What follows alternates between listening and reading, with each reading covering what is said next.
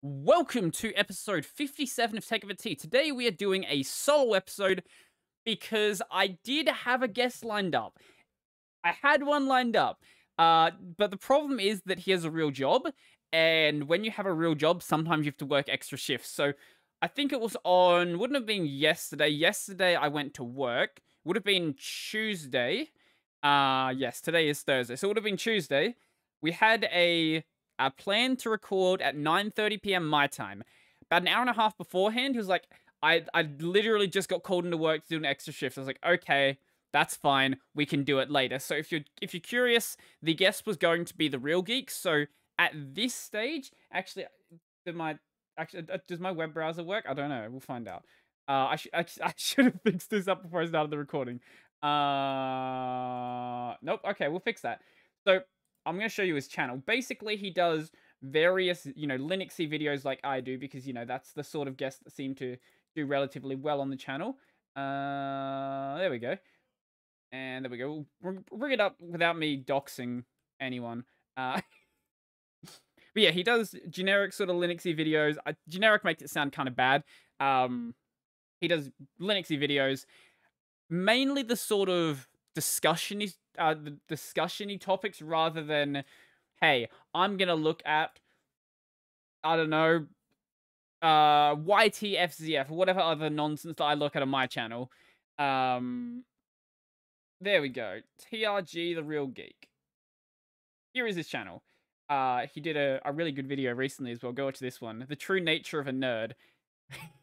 I'm not saying that because I'm in it, but it is a good video. Also, Christian is in it, and that's a good enough reason to watch it anyway.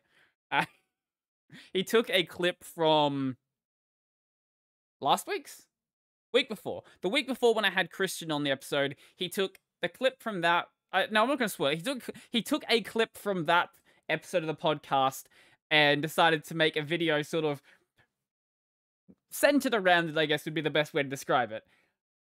Yeah, so go check that out. And besides that, he's got some other really good videos as well. As I said, they're mainly discussion-y ones. They're not all Linux related. Sometimes they're more like general tech. Like you've got some stuff in here about telemetry or ad breaks on YouTube, things like that. But I'd say it's a really good channel. And if you like really long form content, might be a good channel to check out because he's got plenty of videos that are like in the 20-30 minute range. So yeah. I have tea here. It's still, I should just put cold water in my tea. Like, not enough to make it like iced tea, but cold enough that I could just drink it at the start. Here you go. Here's some TAS. Oh god. Here's a bit of TSMR. ASMR? SMAR. Yes, exactly, Brody. That's how you speak. I didn't really do a ton of stuff today, so I actually sort of like shifted around my schedule where now Monday, I usually try to get my thumbnails done and I try to plan out a couple of videos. Then Tuesday, Wednesday is when I'm mainly doing my recording. Okay, it's just cool enough to drink. Then Thursday, anything I don't get planned on the Monday, I usually try to like pick up on the Thursday. And I think I got like 3 videos planned or 4 videos planned. I don't remember. I already had 4 planned on Monday though, and I only need to plan 6 a week. Any more than 6, and I sort of start adding into my backlog. And that actually takes me into something. It wasn't on my list, but that takes me into something. So I have done a video on JG Menu. I don't know if it's going to be out by the time this comes out. It might be. I don't know. We'll work that out when I upload this. JG Menu is a very complicated application. And I planned that video like 2 weeks in advance. Now, for things like gping, gping is a Rust replacement for ping. It's fine for that, but when it's something really complex where the syntax actually matters, planning it 2 weeks in advance is not a good idea. I had to basically replan that video as I was actually planning it out because my other problem is I'm kind of bad at taking notes. I should be better at this point.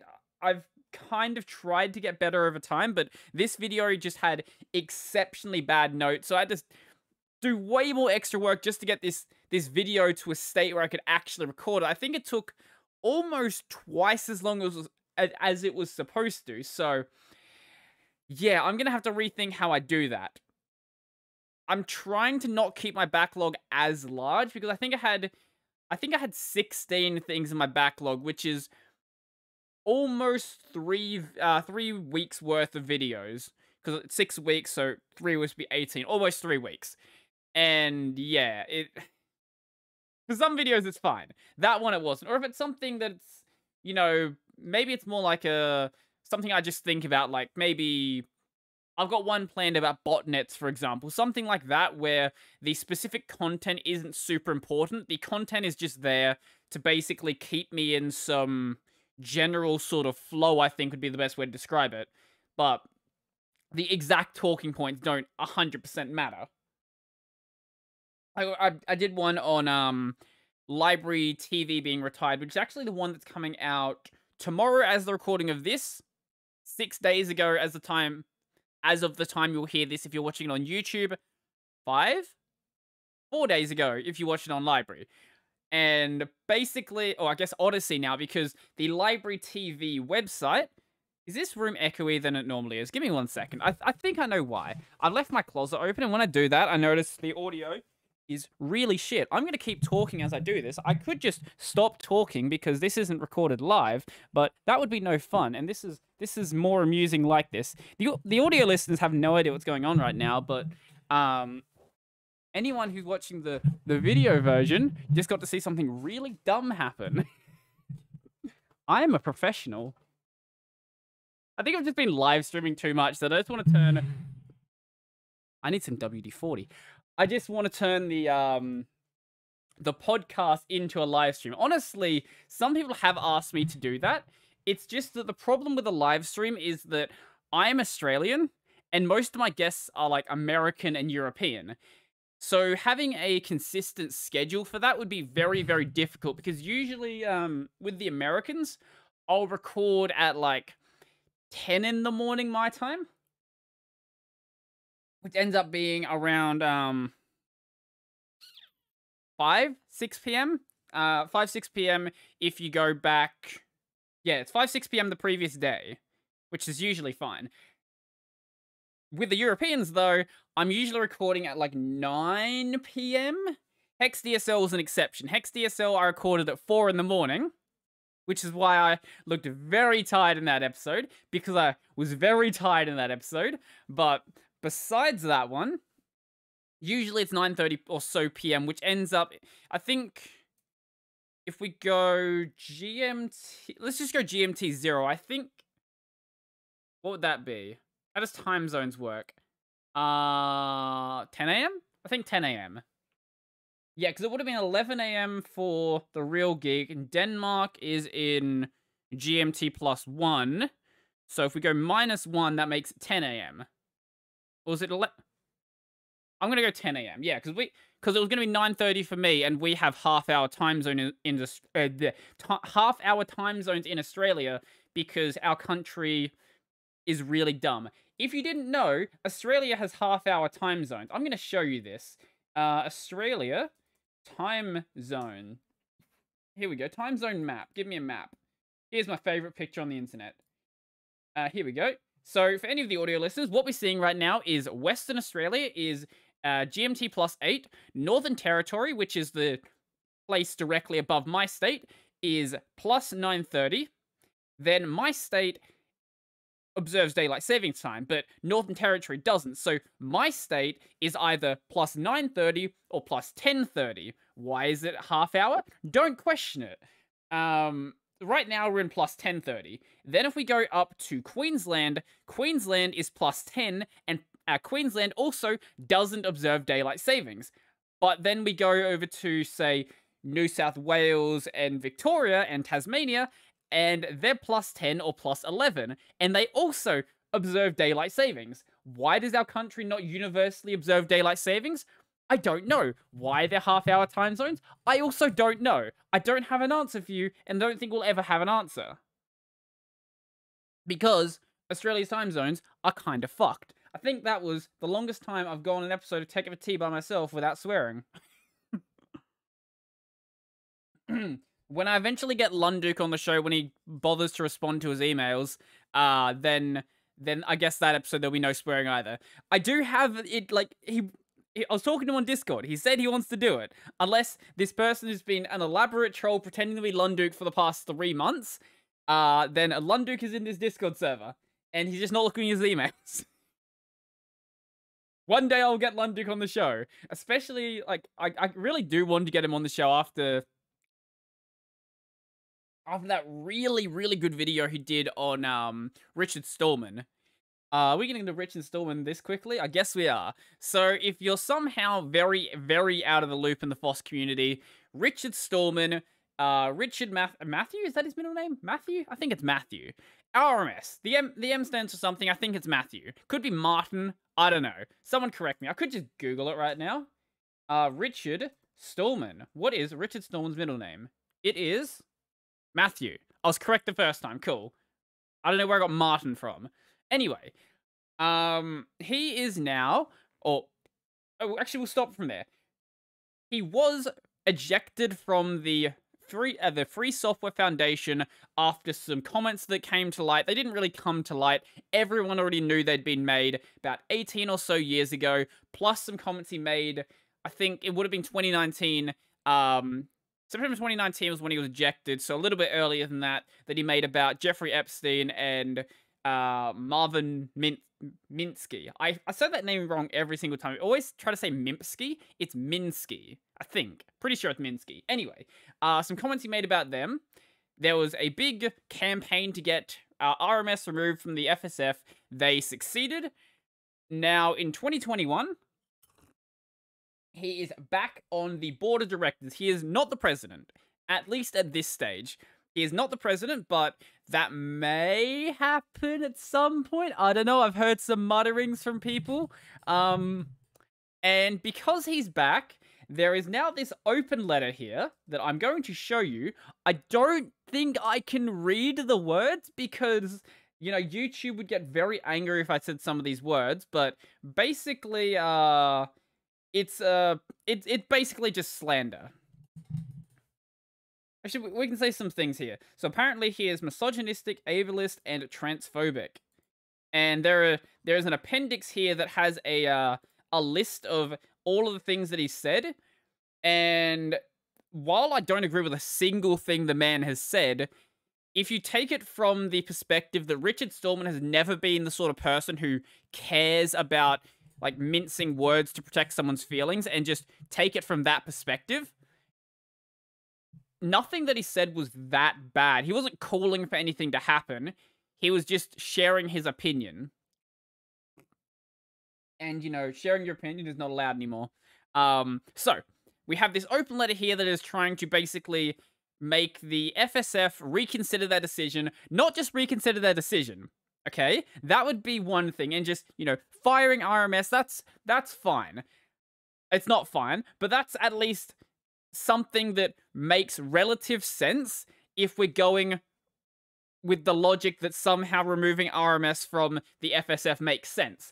The part that doesn't make sense, though, is the fact they also want the board of directors to basically fire themselves. They want the entire board of directors, you know, that board of directors that also has the president of the FSF on it.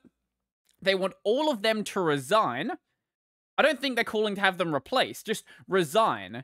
So basically what they're calling for is the disbandment of the FSF, which is just like 200 IQ big brain thinking. There is this open letter. How many signatures does it have at this point? 1979. Okay, so we have this open letter here.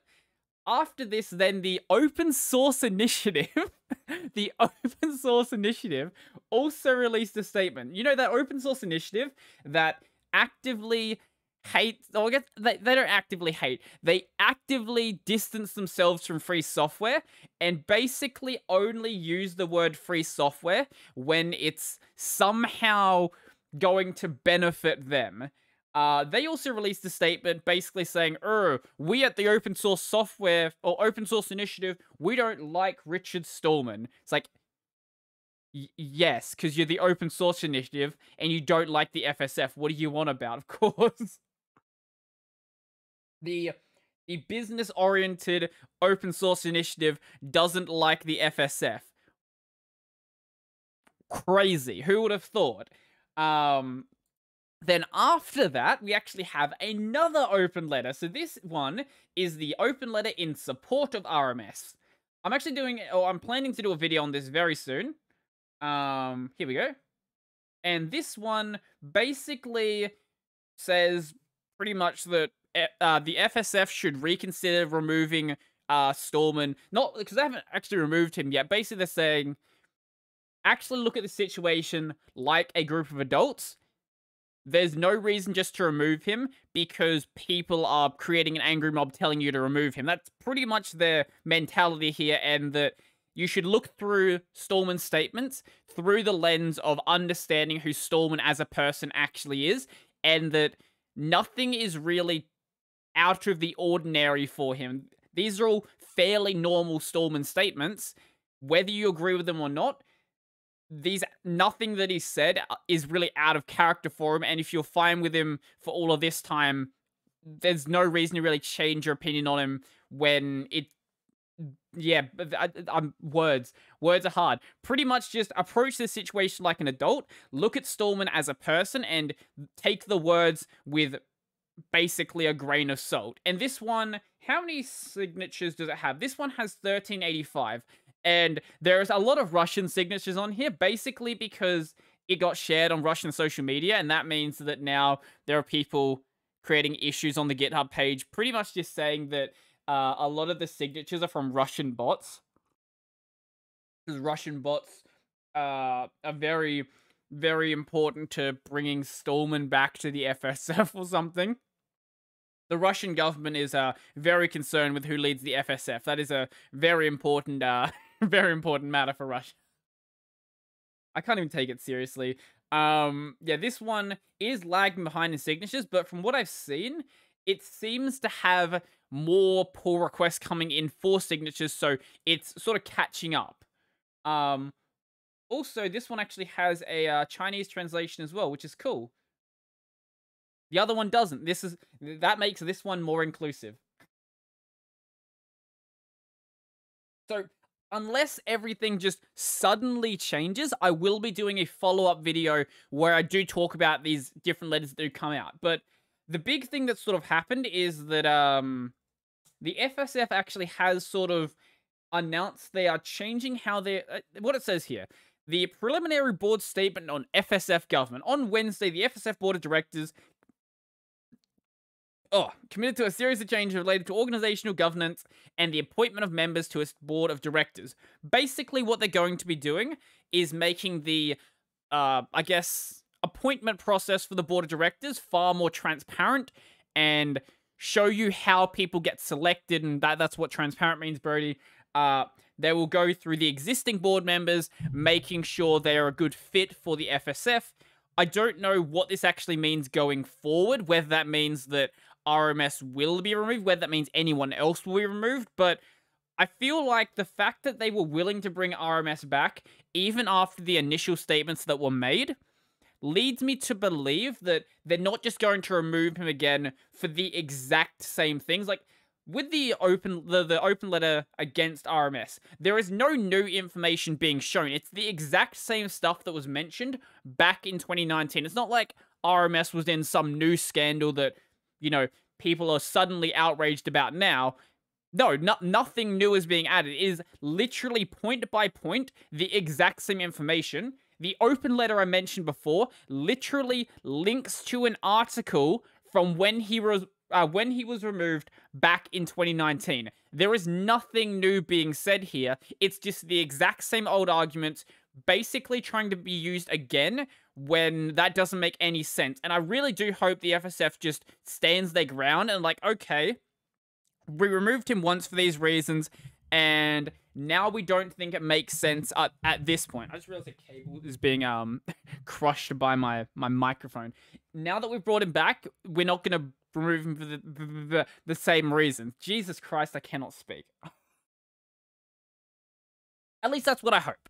I don't know what's going to happen, though. I have literally no idea. I don't have any contacts inside of the FSF, so I basically know about as much about this as you do.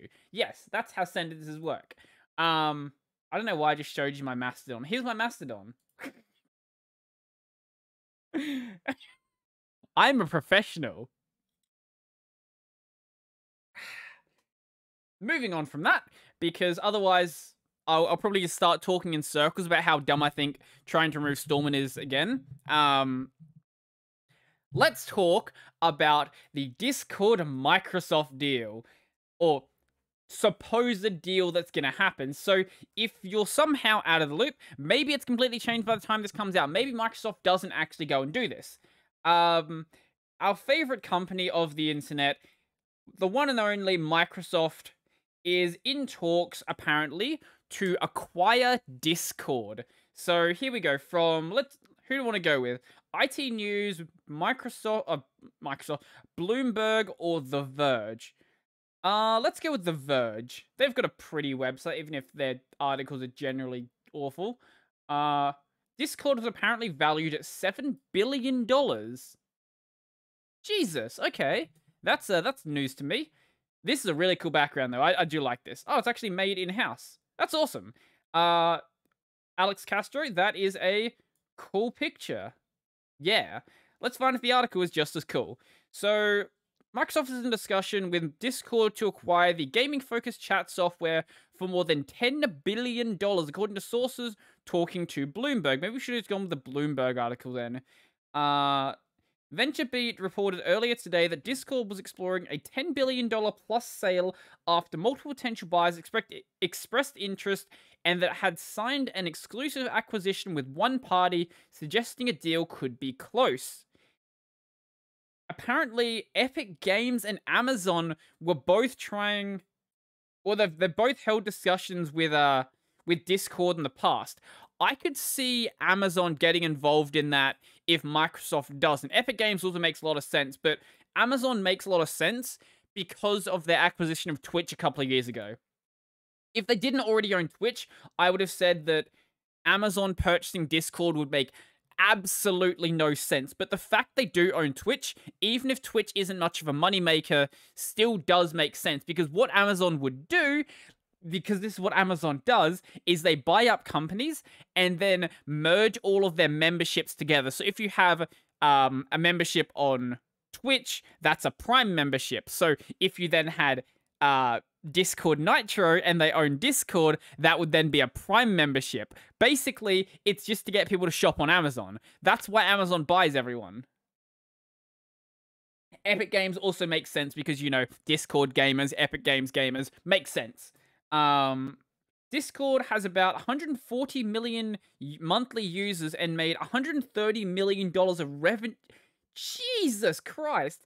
Most of that money, I can't imagine most of that comes from Discord Nitro, because that would be, maybe there is 13 million Nitro users. I don't know. I don't know if there are numbers on that.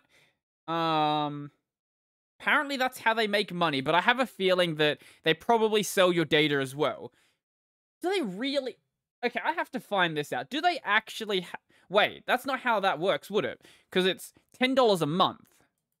So it would actually be 1 million Nitro users. Okay, that a bit over 1 million. I could see 1 million.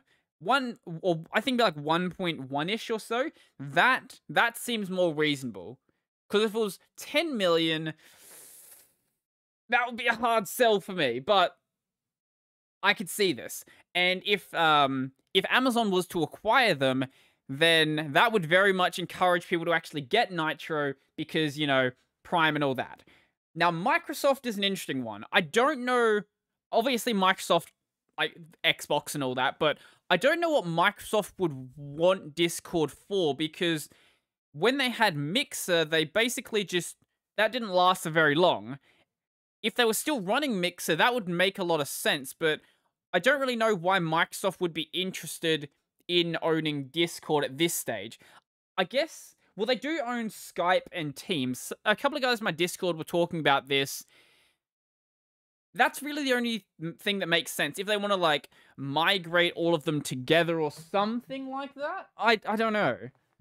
Like, maybe bring, like, bring Teams and Skype into, like, the same sort of thing. Well, Skype doesn't make sense because they already own Teams and Skype, and they don't bring them together. But I could see Teams and Discord coming together because they are sort of like the same general structure.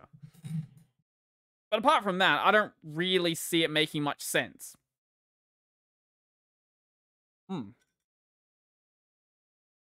know maybe I'm wrong, and maybe Microsoft trying to purchase Discord actually does make a ton of sense and I'm just missing it. Maybe something to do with Xbox or something?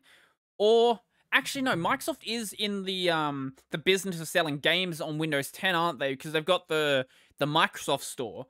I guess you could have some integration between the Microsoft Store and Discord. That would make sense, wouldn't it? But they could also treat it like GitHub though, where they basically just don't really do much with it. They just let them keep going and just basically cut revenue off the top of them. That could also just be the case. I could see that as well. Well, okay, no, that actually does make sense as well, because they did try to purchase TikTok, and Pinterest apparently. So it might just be they just want to buy shit so they can just make money from it. They don't really want to do anything with it. They just want to own stuff so they can be like, yes, that is ours. We own everything. Give us money. No matter where you go, you're always going to give Microsoft money. That could be it as well. Or, here we go, encouraging Game Pass. Yeah. And are they still doing a streaming, like a game streaming thing? Give me 1 second, I'm going to find out. Microsoft, because I know Google's got their Stadia that works at some point. Microsoft game streaming. I know they've done it like 2 or 3 times. Cloud gaming beta with Xbox Game Pass. So yeah, that could be like some integration between Game Pass and Discord they want to do. That would make a lot of sense. Maybe like something sharing your games with people on Discord or I don't know. I don't know what they could be doing with this, but the most likely thing is they'll just buy it and do nothing with it because, you know, Microsoft. But ultimately, it's still going to be Discord. Like, there's some people who are freaking out, like, oh my god, Microsoft is buying Discord, the world is ending. It's just like, it's still Discord. It's still stealing all your data. Like, nothing's gonna change. It's just that now Microsoft also steals your data as well. But I can see why some people would freak out. They just have no interest in getting involved with Microsoft at all. If the sale does go through, I wonder if the user base of Guilded will go up. If you don't know what Guilded is basically if you take Discord and then actually make it for gamers. Where is it? There's apparently also a charity called Guilded. That's not the one I'm looking for. This one. Basically, it actually has like more gamery features in it. Yeah, Discord at this point is basically just Slack with a skin. But this looks very Discordy for a reason, because Discord does have a good layout, but there's threads in here. Why does Discord not have threads? Like, and here you go, you can like do calendar stuff because you want to set up, you know, raids in WoW or whatever you want to do. Or maybe you want to have like some esports training. Like, all of this stuff is really cool stuff that would be very useful. Or something. Organize your server with group. Okay, no, that you can already do. That's a thing you can already do anyway. But there are some nice features in here that do actually make it stand out from Discord. It's still proprietary, so regardless, it's basically the same. But I could see people actually moving over to this. I don't see any of the free software guys moving over if Microsoft does purchase Discord, because it's still Discord. It's still Discord. It's still proprietary.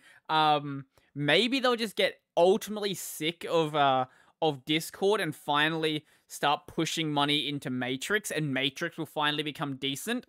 It's getting better. It's certainly getting better, but Yeah, that's pretty much where it's at. It's getting better.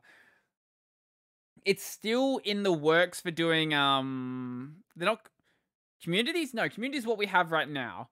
There's a replacement for communities. So basically communities are like a folder for channels, and that's about it. You can't do things like community-wide moderation. So if you have someone who you want to ban from your entire community, you have to go and ban them from each individual channel one by one, which is a massive pain in the ass because Matrix is sort of built around the like more IRC model where you have one chat room and that's all you have. But I'm very much liking the way Discord does it. Discord has seriously improved on the way that people do text chat. IRC, it's great. It's great and all, but we're not in the 90s anymore, and having like split up chats is actually really, really nice. Yeah.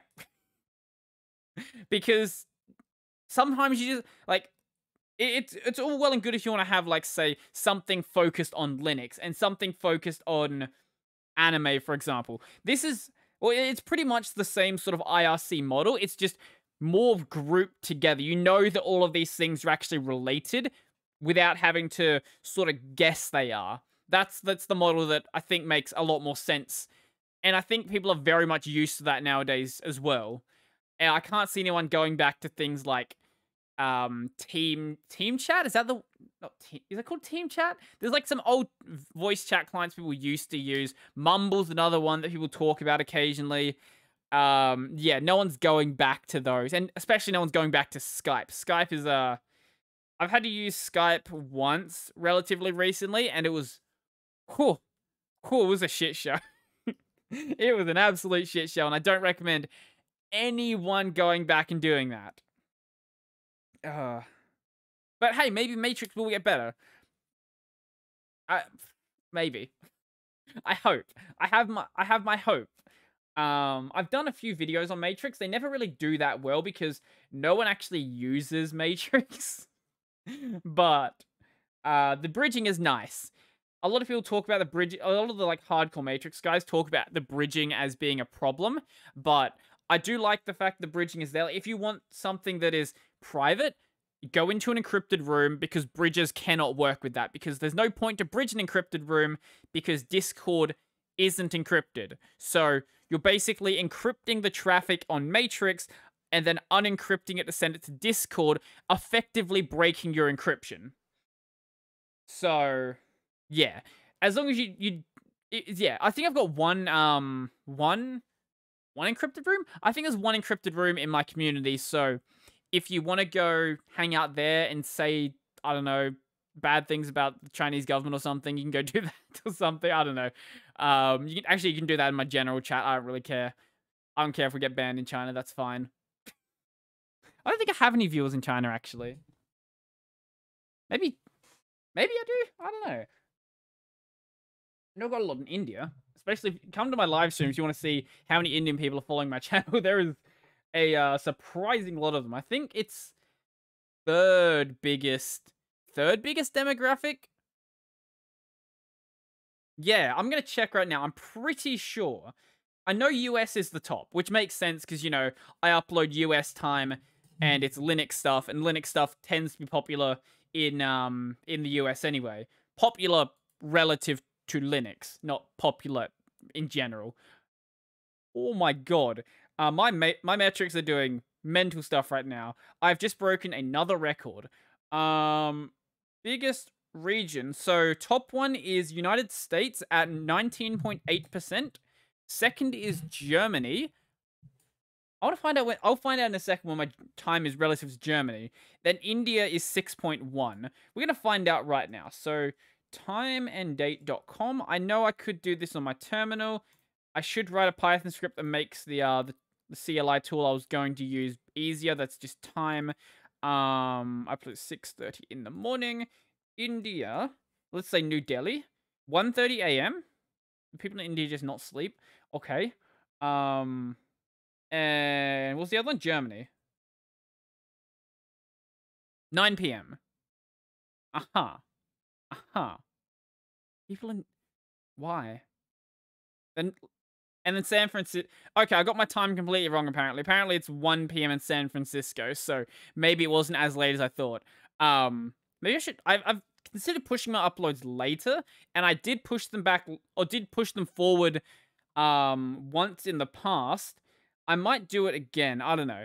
Everything's going really well right now, so I sort of don't want to touch stuff until the metrics sort of change again. I'm going to show you something, okay? Is there anything I can dox myself with here? No. Okay, here we go. So, here is, like, the normal level my channel is at. Like, okay, this is a kind of a high one, but usually it's around, like, 6k views a day. Lately, it's been hitting about 7k views a day. We go to 90 days, actually. You can't even see the entire thing. There we go. Now you can. So, as you can see, we go 90 days. The highest peak in the past 90 days is 7,200. And then as of Saturday, March 20th, we hit a new record. This isn't just like a new record for like recently. Let's go no, we'll go all time. All time is even better. Here we go. So this peak right in here on January 25th, that is when I got my shout out from Luke. And for the longest time, that was like a big milestone I've been trying to break with the channel. I was like, I need to surpass 6,000 views in a day. And I finally did it. I think it was a couple of months back, actually. Let's go to 365 days. Would have been like, actually no, fairly recently. It would have been here. So November 23rd, that was when I finally broke 6k views. That was a very exciting day. But I hadn't broken it properly for a while after that. Then December's always crazy because, December. Christmas is always really high for views, really high for monetization, basically really high for everything related to online content. Then for a while, I hadn't hit that again. So I was like, okay, yeah, the December's obviously going to peak, but we'll see how long it takes to get back to that. And then the last week happened, and it's like, oh yeah. So we break a record. Cool. Then we sit there. We don't go back down to where we were, and then we break another record. I don't know why. I have no idea why. I'm kind of thinking I might pass 10k views in a day, which will be insane. Because up until recently, I've sort of been getting about 1,000 or so views every 48 hours. So YouTube shows it by 48 hours because reasons. Every 48 hours, getting about 1,000 views less than the number of subs I have, or maybe 2,000.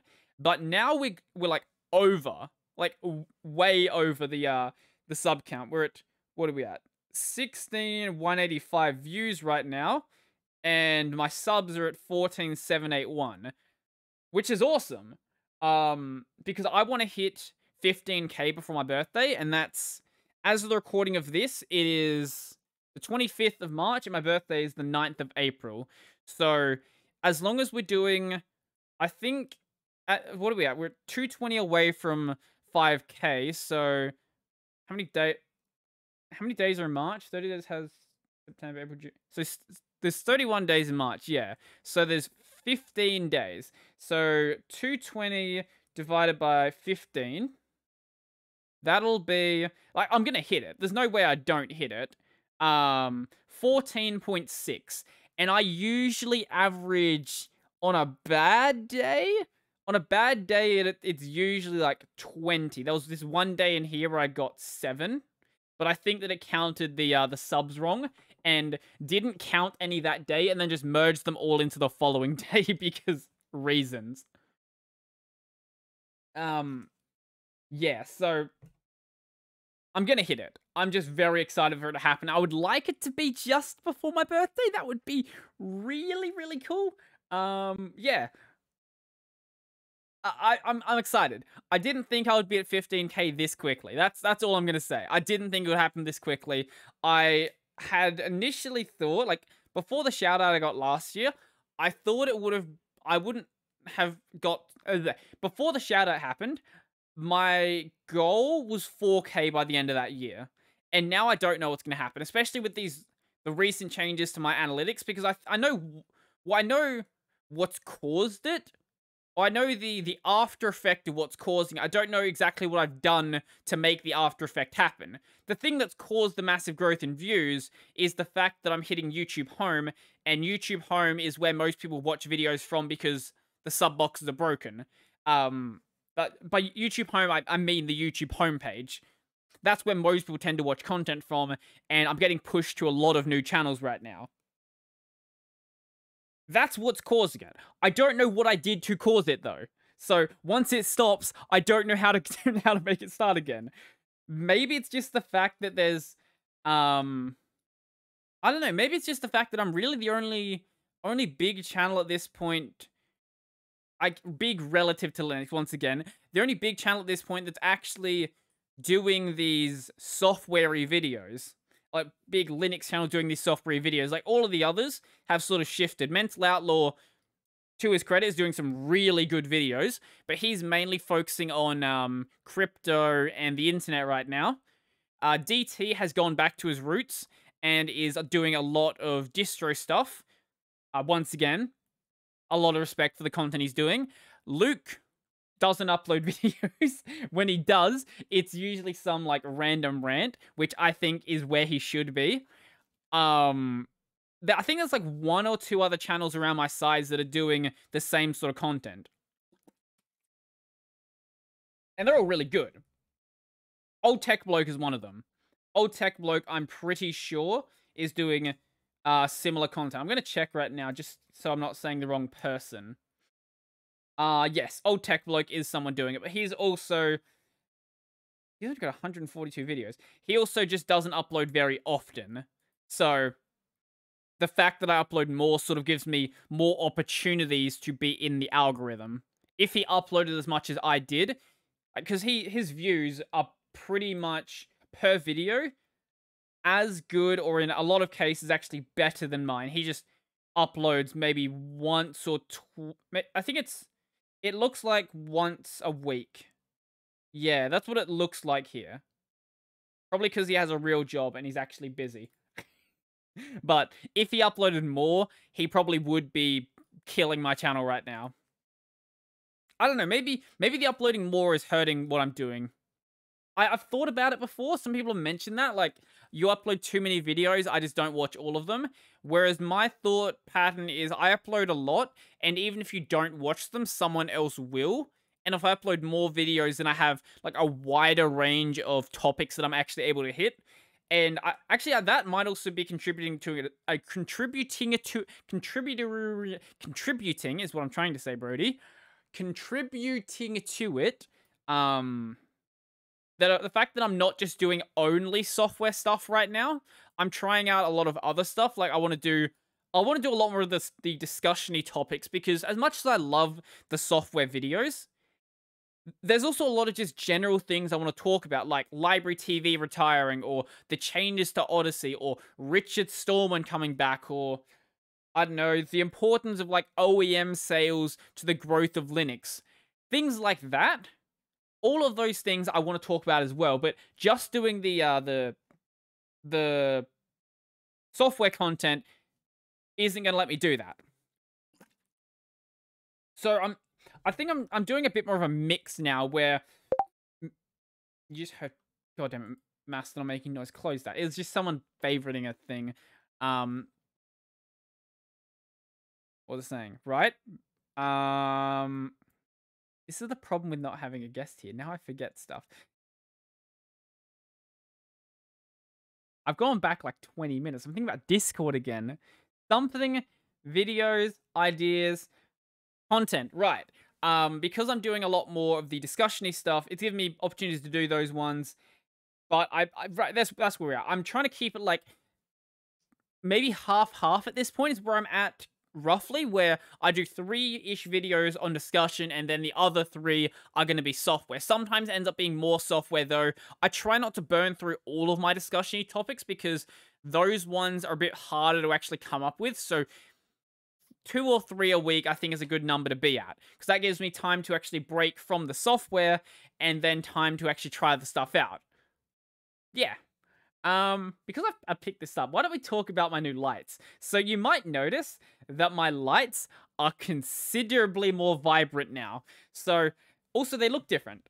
That probably also clued it off as well. If you listen to the audio version, though, you won't be able to tell, obviously, because, you know, audio. I don't have my lamps there anymore. The lamps have been retired. I still have them over on the floor. The globes are fine. The lamps work fine. Nothing broke. I just wanted to replace the lights with something better. So these are the RGB floodlights that I've been raving on about for so long. And this is the control that comes with it. This is the control that you get when you buy shitty lights off of eBay. But I can still do stuff like this, which is cool. I don't have as much control over the lights as I did when I was using the smart version. So the fade, I think, is a little too quick. As you can see, it's actually no. Smooth is the one we want. Smooth, it's a bit too quick. Like it's sort of set up as if they're like rave lights. But I still think it looks pretty awesome. I wish this control had like more granular control, because as you can see, the fade is clearly showing the lights can do far more than the number of colors that are displayed on this little remote here. But you only get, what is that, 5x3, so 15 colors plus white plus a flash, a strobe, which looks exactly the same, oh, I think one of them didn't change. There we go. A fade, and then a smooth. So what's the purple look like? Purple actually looks really good, doesn't it? Wow. That's blue. That's another. That should be the brightest blue. That looks purple. The only problem is that because of the how close the lights are and how good this is actually working right now, it's very difficult to get them back to the settings I like them to be on from here if I change them. So I'll see if I can do it. Yep. Okay, we got that one. Cool. I have to like get much close. Got I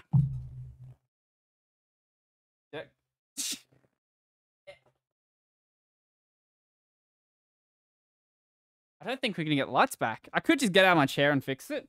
But that would mean stopping the podcast for a moment. I don't want to do that. God damn it. Let me change them. Okay. Okay, we got it. Yeah, there we go. That's no. I almost had it there. Screw it. The light's gonna be yellow for the rest of the episode. Can't fix it. I can. I just don't want to. That probably took way too long. Basically, for the audio listeners there, the lights are very close to each other. My controller is a bit too sensitive for them, and they both keep changing. So you may have also heard that I think I did a YouTube story about this. Yeah. That the original lights I got were shit and didn't work. They're still shit and don't work. Actually, one of them is broken because I stepped on it and broke off one of the prongs from the power cord. So that's in the bin right now. The seller was like, "Oh, I'm sorry. Turns out the seller said that the infrared receiver is very weak on these models." Like, why do you fucking sell them? And they don't work. So it wasn't that they were weak. It's that they worked for like 10 seconds. And then after the 10 seconds, they stopped working. No matter what you did, 10 seconds or so, they would stop working. So whatever setting they were on, that's where they were stuck. No matter what you did. And that was a problem. Because I like to be able to do things like that. And I can't do that if they suck. So, also, if you, say, for example, turn the lights off, the old ones actually didn't turn the lights off. Like, they would actually have a slight flicker of the lighting element, and that also didn't seem safe. I'll turn that on. There we go. Yeah, that doesn't seem safe. So, replace them. These are apparently, I call bullshit. These are 50-watt floodlights, which is not true at all. That's fucking bullshit that those are 50-watt floodlights. I can show you what a 50-watt floodlight looks like, and it doesn't look like that. There was a teardown of them on, I think somebody did a teardown on a blog. They actually have 30-watt elements in them. That they have 30-watt elements in them. I found this out afterwards, so I should have bought the 30-watt version because they would be just as bright. Maybe I should have bought the 100-watt version, and the 100-watt version would have actually been 50-watt. Or it might have just been another 30-watt. I don't know if you... Wait. You can't hear that. So my housemate likes to set the alarm on the oven to say that food's done, but he can never hear it, so it just goes off for like 10 minutes. And it's really annoying. So anyway, yeah, I have these new lights now, which I like. I like the light. They're cool. They actually also, surprisingly, being cheap junk I got off eBay, also haven't lit my house on fire yet. They don't seem to get that warm. Most of the heat comes off of the top part of the back, which is fine, because that means it's not directly on the bed, the part which could light on fire. No one has... I looked at similar ones on Amazon, and people have said that the controllers don't work and they're really shit, but no one has said they've lit on fire yet. So I take that as a endorsement, I'll say. Yeah. But I think that they are much better. They're definitely brighter. I don't know if you can tell if they're brighter, but if I put them side by side with how they originally looked, I can actually show you guys. Yeah, I'll show you guys who are watching actually. So here's one from an older video. Oh god, there we go. Actually, I can't do it like that, can I? Can I load it into my browser? Oh, it's an MKV. Do I have an MP4 I can drop into my browser? My browser? Don't question what I'm doing. Here we go. There we go. Okay. So here is how that one looks. And here, that's an MKV. Actually, no, you can just see them side by side, can't you? Of course. So, see how dim these are? See how bright these are? I don't know. I'm pointing to with my mouse. Look at my one, the one behind me, and then look at what's on the screen. Yeah, that works. Also, you may have noticed that I guess, what's the word? The just general colors of my scene look considerably better. So I am no longer living the really dumb, super dirt, poor life of a streamer. I now have sensible recording equipment. So, we all know how I used to use as Epos Vox would refer to it as the can't link. This one right here. Wow, look at that. It's crazy. The can't link, as we call it, is quite good for $20. However, it's not quite good if your budget is not $20. So I have replaced it, which I cannot unplug right now for obvious reasons because it would break my camera. I have an Elgato Cam Link now. So the reason why I didn't buy one before, one is because I am a cheapskate and don't want to pay for it. The second reason is because Amazon is full of crazy people who think they can charge literally any amount of money and people will pay for it.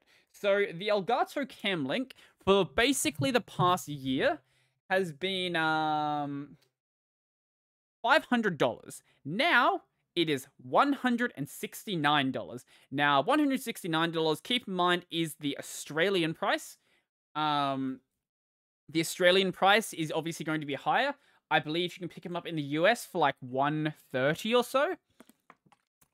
They were still very much being scalped last year though, so you were still paying $500 though. and don't pay that much for a cam link because it's dumb. I think you could have got like an HD60S for retail price though, but cam links were really expensive, which didn't make sense because the HD60S is actually a really good device. That's the capture device that has one input and then two outputs, so you can send one to your screen and then send one to the... Sorry.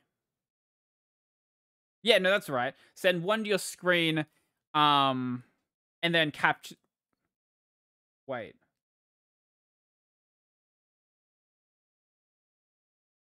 Wait, no. No, that's not the HD. I'm thinking of a different device. You can capture... Basically, it's usually usually use it for capturing consoles and things like that. And you can get those for retail price. Maybe there is... doesn't matter. The HD60S is a really good device. And was retail, but the cam link wasn't. Which made no sense. I would have just bought an HD60S because it would still be cheaper than $500. But the cam link, because it is a UVC device, which basically just means it gets treated as if whatever is plugged into it is a webcam, works on Linux with literally no issue. I've heard some people have theirs like overheating after a couple hours, but it seems to be more related to the fact they were using a Sony a6100 rather than the fact the cam link was overheating. Like, the cam link may overheat, like, it gets warm to the touch. Maybe with older models it did, but with what I've been running, it's been fine. When I do my recordings, I record for, like, my video recordings. I usually record for anywhere... I usually start at like 10 a.m. and go to about 3 or 4 p.m. So anywhere from 5 to 6 hours. And if the cam link isn't going to overheat in 6 hours, I think that's considered a win, and we can say that it doesn't overheat. Because if you're streaming for more than 6 hours, please stop and go outside. I don't know how anyone streams for that long. Like, people who do these 24-hour streams, that seems mental to me. But yes, cam link, really good.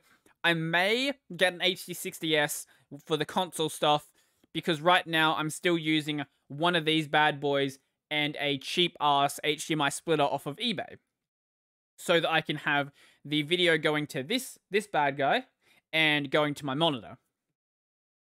Yeah. The alarm's going off again. I think he just left the food in there. I think he left the food in there, so the alarm just started again. Food's probably very burnt. I don't know why he even uses it. Anyway, I also have, I don't know if I talked about this before, but I have plans to buy a lens. The problem is the lens actually is $600 retail, so that one's a little bit of a, not happening just yet. It'll basically, it will make my background blurrier, and it will make me more in focus. Yeah, and also will let me run my lights at a much, much lower setting, because right now, having this light in my face sucks. Really sucks. And having this one over here, also really bright, also sucks. So having a less light would be good. I could still run him at the same level, then run my camera with less ISO, which might be what I do. I'll have to test it out. If you're curious on the lens, it is the... what is it? Canon Sigma 16mm 1.4. This guy right here, the f1.4 lens. It's $600 Australian once again, so obviously take off like $100 or so. It's a really cool lens though. Is it overkill for my... is it fucking overkill for my Canon EOS M200? The bottom of the barrel Canon mirrorless camera you can get.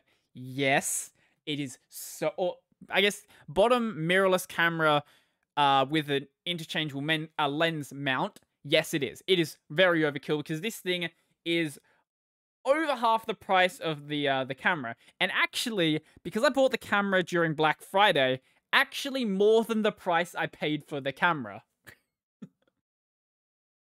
But the nice thing about lenses is, even though you swap out your camera bodies every couple of years, if you keep your lenses in good condition, your lenses will be perfectly fine. Like, years down the line. And lenses have a lot of resale value. I haven't actually looked at how much I can get this on the secondhand market.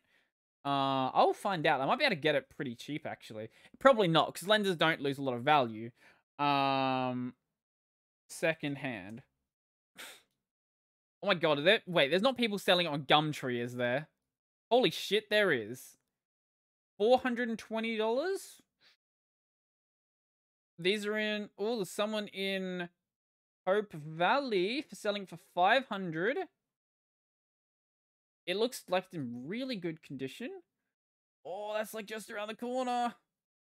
Oh no, it's not Hope Valley, it's Modbury. Okay, 500 I could actually do. I will have to have a... It doesn't say which mount it is, because there is actually a version of this for the Sony cameras as well. It takes Gurt... Here we go. In mint condition. Selling due to not using it much. Absolutely Gurt condition. Comes with lens hood and original box. Takes Gurt crispy pictures even during night. Reasonable offer will only be replied to. Also can post at buyer's expense. Loop. I don't know what this description is. Actually, yeah, let's find it. That...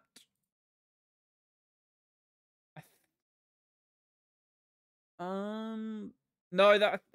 Is that the Sony version? Sigma... I'll have to have a better look at this afterwards. If that's actually $500 for the Canon one, I might have to check that one out. But you can also get a slightly cheaper one. Okay, that's a different lens. That's the 8 to 16 mil. No, that's not the 1.4 lens. Yeah. Camera lenses. Cameras are expensive. That's what I'll say. Cameras are expensive. I will keep a hold of my M200 for quite a while. I have no interest in even working out what I want to replace it with, because by the time I feel like replacing it, probably like 2 or 3 years down the line, there will hopefully be a much better camera. Yeah, I'm not gonna obviously... I have no plans of going like Linus Tech Tips with it, where it's like, I'm gonna buy a $10,000 red camera. I'm gonna buy a $20,000 Blackmagic camera. Not happening.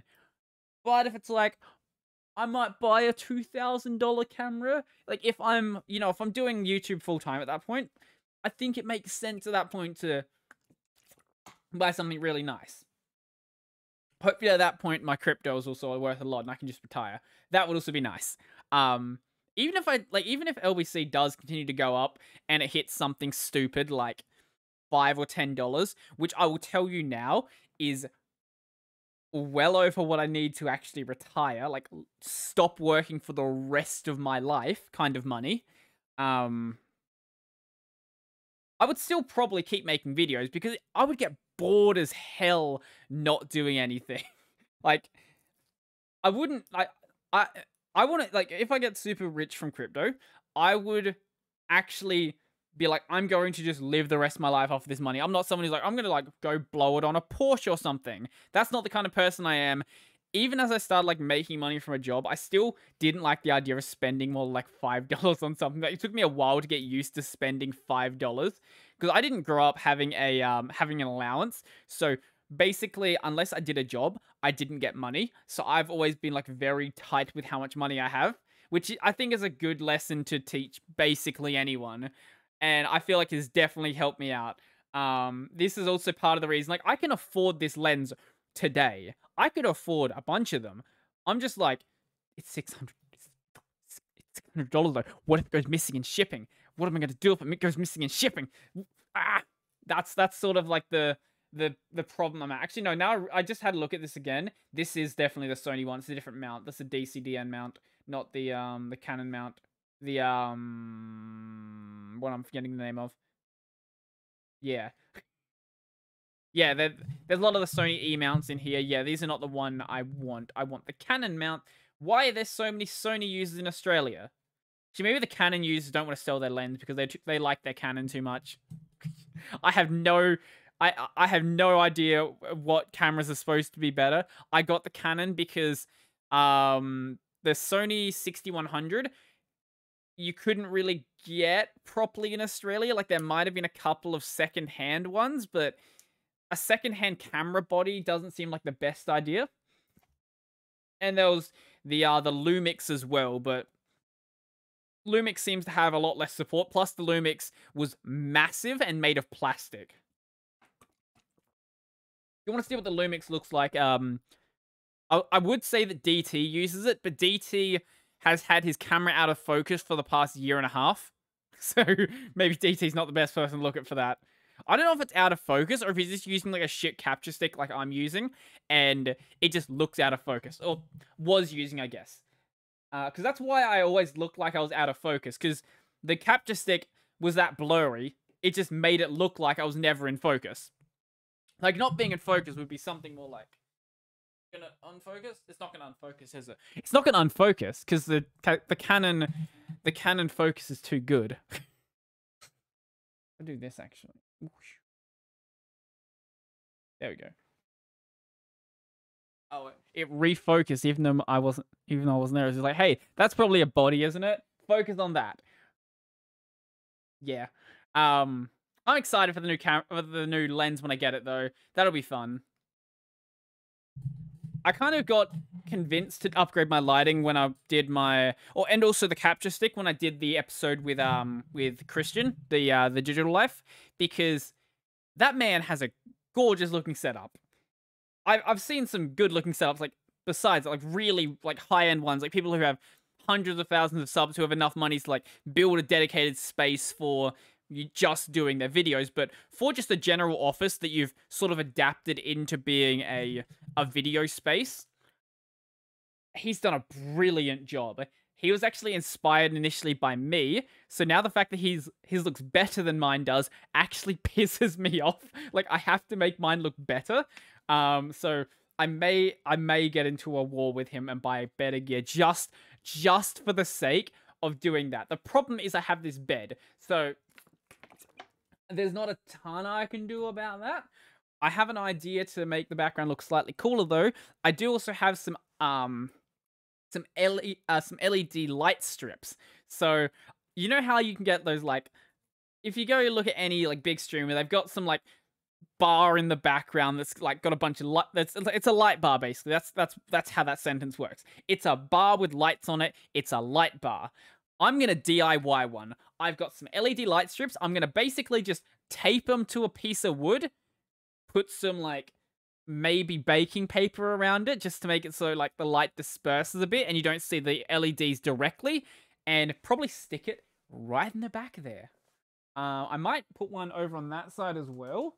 So I've got two sets of them. And I think that would also liven up the background as well. Because I couldn't exactly stick them to the wall here. Might do that when I get my own place. But I've got ideas when I get my own place, that's for sure. Fun ideas. I'm going to be buying... There will probably be anime figures back there. There will be cabinets with anime figures in it. There'll be lights for them. It'll be awesome. Because I do have this one, actually. This has been sitting on my shelf for a while. I just haven't opened it. Here's Shokura. And I do have a here's better look at it. Here we go. Here's Shokura. There's the light. I really just set up a better light so I can do stuff like this. You can actually see it. I can't reach it without getting out of my chair, and I don't want to do that. I also have a vanilla one as well, because I like anime figures. I'll have to pick and choose which ones I want on camera though, because there's some that probably shouldn't be on camera. Nothing that bad, just, you know, like bikini figures, which I probably don't want to have on camera, unless I just want to like accept my eventual end goal and just become an AniTuber now. There are actually people like, you should be an AniTuber. That would be funny. Like, I'm not being a fucking AniTuber. That is not fucking happening. AniTubers are a plague on this earth. The only time I enjoy an AniTuber is when they are not talking about anime. That is literally it. What else do we have? Oh yeah. Today, Today I uploaded a video that got me a couple of hate comments. Surprisingly, was like overwhelmingly positive though. So I'm recording this the day that the reaction to the reaction video went up. And that is currently sitting at 2,000 views. 2,000 views, 317 likes. What the hell? Those numbers don't even make sense. If you didn't watch to the end of that, I actually did get a couple of comments being like, this video is stupid, why does it exist? You're out of ideas. Blah, blah, blah. They didn't watch to the end of the video where I was literally speaking about those people.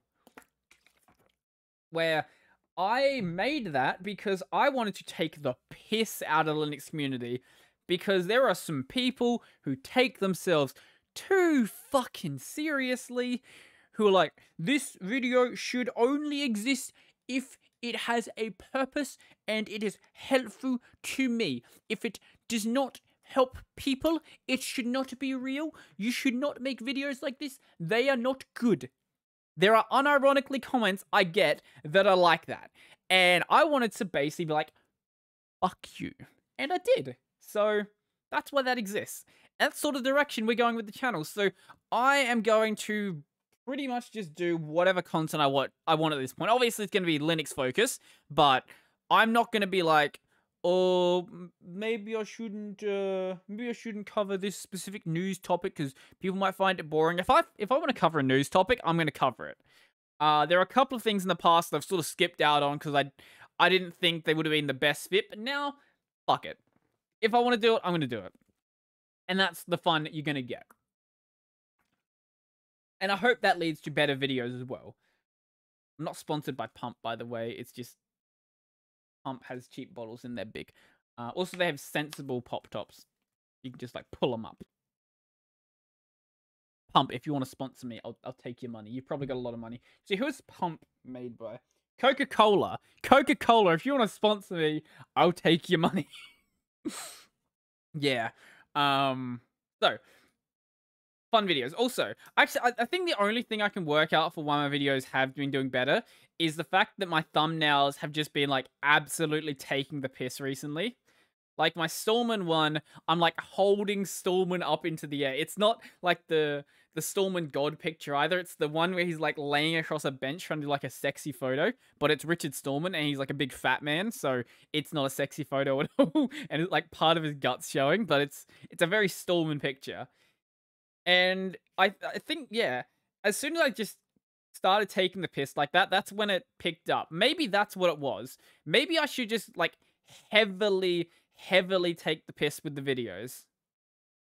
I'm gonna do that. That's what I'm gonna do. Going forward, I'm gonna just... Any of the ones where I'm like, this is not dumb enough, I will make it dumb enough. Actually, this is kind of a fun one. Here's one. I do hope this one does well because of the thumbnail. So for anyone who's not watching the video, it's going to be the thumbnail for my Elgato Camlink video. And basically, it's sort of like emulating the blue pill, red pill scene from The Matrix.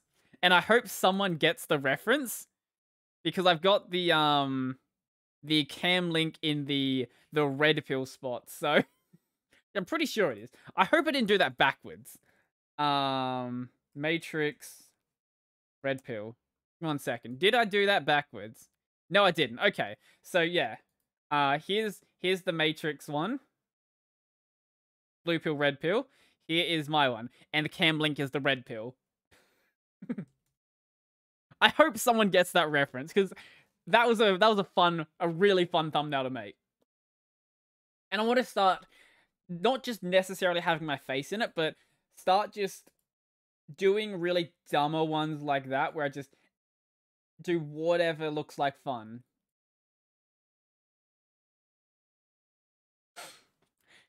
Because I've actually had people ask me, like, oh, how do you not laugh when you make your thumbnails? Are your thumbnails fun to make? And yes, the thumbnails are really fun to make. I have an absolute blast. Not necessarily during the editing part, but when I get that idea, I'm like, this is an idea. This is something that I need to make a thumbnail on. and then I do it. And sometimes I initially, like, the initial idea I have isn't that great, and then when I get to the stage in GIMP, I'm like, this seems a little bit empty. There's something missing here. And then you get ones where I'm like, I'm gonna put like a, which one is it? That's a pretty simple one there, actually. Here's one. Here's rewrite your brain in Rust, and I put the Rust crab on my head, which I think is cute enough to work. Um, what's a fun one in here? That's not that great. Maybe I need to change that one. EQIV?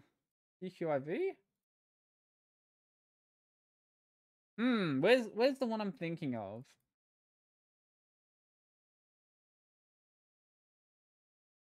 Not it. Ah, I can't find it now. Botnet? No, I can't find it. Okay. Oh, fuck. I don't remember what I was what the idea I had was now that I was looking for it. Anyway, I'm gonna put more of my personality into the thumbnails, and I've gotten some really good reception from people. Like, I got a message from someone who was like, I think your channel I I followed them on Twitter, and they didn't. I thought they didn't know who I was. They're like, oh my god, I love your thumbnails. Like, that's awesome. Like that. The fact that there are people who just recognize my channel from my thumbnails is sort of the thing I was going for with them. Like, even though my thumbnails don't have a specific way they always look, it's a style where you're like, hey, that is a thumbnail from Brody Robertson. Like, if you look at, say, a DistroTube thumbnail, I would have said Gardner Bryant as well, like the Linux gamer, but he keeps changing his style around. If you look at a DistroTube thumbnail, or a Luke Smith thumbnail, or a Mental Outlaw thumbnail, people like that, you can be like, yes, I know exactly what channel that came from. And that's what I wanted to do.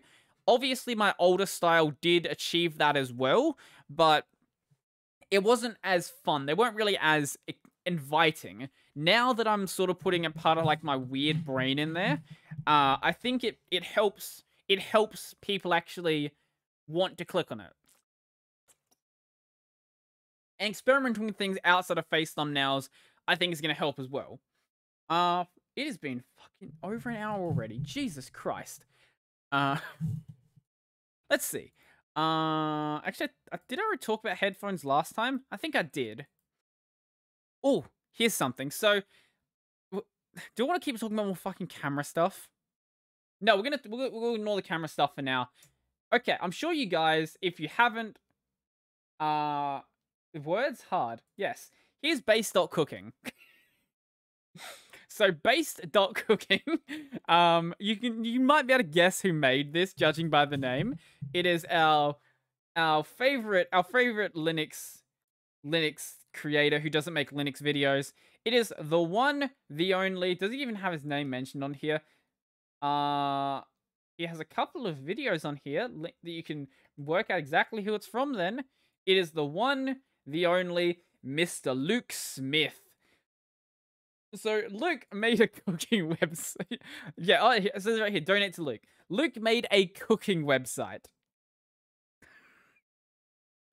And this cooking website basically has a Git repo that is used to basically have all the recipes on it, and everything is managed through, like, pull requests, and it's such a dumb idea, but I love it so much. And the idea behind it, the reason why he made this is because he looks at other cooking websites and, like, there doesn't need to be ads all over these. There doesn't need to be JavaScript here. There doesn't need all this junk.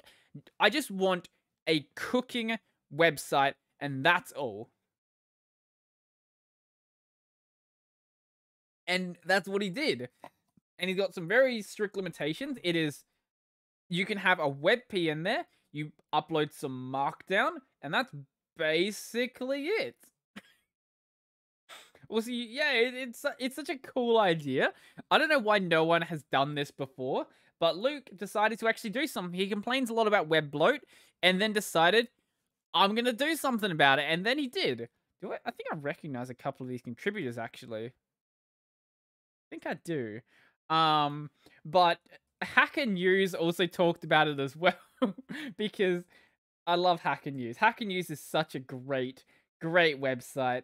Um, Especially when they were talking about Richard Stallman and how him having autism like has to do with what he said on on uh has to do with excusing what he said or something along those lines.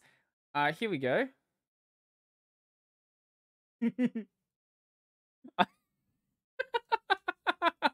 Oh my god. Okay, so here we go. Here's the top comment. So, little heads up for all searching vegan recipes there.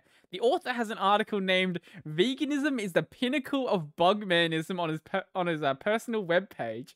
Yes, he does, and I read that in a live stream. There's no reason there couldn't be vegan recipes on a site. If a recipe happens to be vegan, then so be it. Of course, he not being vegan isn't going to add any himself. What absurd what absurd drivel / poll tier. Yes, it is poll tier because it's Luke. Oh, this is, yeah. Just for your information, the name based me think it was some kind of alt-right thing. Downvoter clearly needs to tidy their room. Here we go. We have a Mr. Jordan Peterson supporter. I actually need to go buy his new book. That reminds me. Take a look at the author's blog posts and videos. The cross between a G poster and an alt-right Unabomber, complete with an obsession about tradition, a hate for modern, degenerate, Marxist, egalitarian values. That sounds pretty based, which is a good thing. Oh my god. Hello, base department. Want to come for dinner? I'm making beef stroganoff. The comments here have gotten so much better. Initially, it was just like trash, but I love this. We need an API for recipes. What is this, 1994? No, we didn't have CSS then. Yeah, initially it was very Reddit. It seems like Hacker News goes through like these weird cycles. Sometimes it's basically as bad as Reddit. Sometimes it's so much nicer. This is one of those times when it's kind of much nicer. Typically, I find that Hacker News usually has like more sensible people. Actually, okay, Mental Outlaws we mentioned here. I wonder if I've been mentioned here. No, damn it. Usually when Mental Outlaw is also mentioned, I get mentioned as well. I may do some ego searching occasionally. But yeah, I recommend checking out Based.cooking if you're looking for some based cooking recipes. There may be basting involved, but the cooking recipes themselves are based. I didn't show you a recipe, did I? Let's go to Based Cooking again, and let's find a recipe for something. Let's find a breakfast recipe. For Sunday morning milkshake. Wow, there's a picture here. This has gotten so much better. I know there were people complaining like the recipes were hard to follow. These seem like pretty sensible recipes. Like, you don't need a step by step. You have a banana, 2 if they're small, 120 grams of berries, can be any berries, 1 liter of milk. Why is they using liters and grams and not American units? Vanilla, sugar. Chop the banana so it fits in a blender. Add the banana pieces and the sugar and the vanilla into a blender. Why is this a recipe that's on here? Pour the milk so that the mix fills a liter of the blender volume. Blend it until the mix looks somewhat homogeneous. Pour it and enjoy. Some of the recipes get far more complex here, but that's a recipe for a smoothie. Banana pancakes. Also fairly simple. Yeah, the examples here aren't like super complex, or the I guess the directions here aren't super complex, which was one of the initial complaints people had, which is like, unless you already know how to make the recipes, you're not going to be able to make these well. It doesn't matter. Just try it. You don't have to make it perfectly. Take it there and then tweak it. Sort of treat it like, say, like a grandmother's cookbook, for example, where the notes that are there are sort of like a guideline rather than specific like specific instructions on how to make it. That I think would be a better way to look at this, and then you'll see that there's actually a really good website. I think it's cool. I'm actually kind of happy Luke did make this. I might find some fun recipes on here, except I'm usually very lazy when it comes to cooking. Oh, there was also people arguing on here on Hacker News about kosher salt and table salt. There was unironically like a 20 or 30 comment thread arguing about kosher salt and table salt. Because Hacker News. At least there was like something of interest being discussed there, not like Reddit, where oh god, the RMS Reddit thread was a train wreck.